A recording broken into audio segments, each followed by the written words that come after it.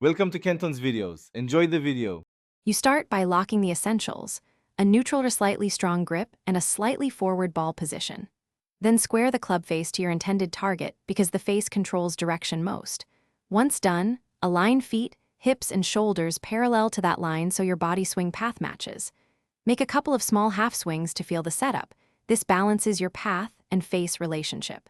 Keep weight balanced and hands just ahead of the ball to promote a descending strike. Now adjust the swing path. You must shallow the inside-out motion that creates a draw. Practice swinging more along the target line by initiating the downswing with your lower body.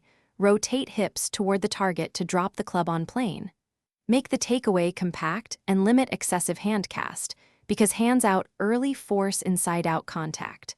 Once you feel the new path, shorten your follow-through slightly to keep club face from closing too much and to maintain consistent strike. Finish by managing face rotation through impact. You want less forearm roll so the club face doesn't overclose. Keep wrists passive and let the body rotation, not the hands, control release. If your ball still hooks, weaken the grip slightly or open your stance a degree or two to counteract excess closure. Make measured practice swings and hit progressively longer shots. If you suddenly start slicing, revert to the previous setup and rebuild the move slowly. This isolates which Thanks for watching. Consider subscribing if we helped you.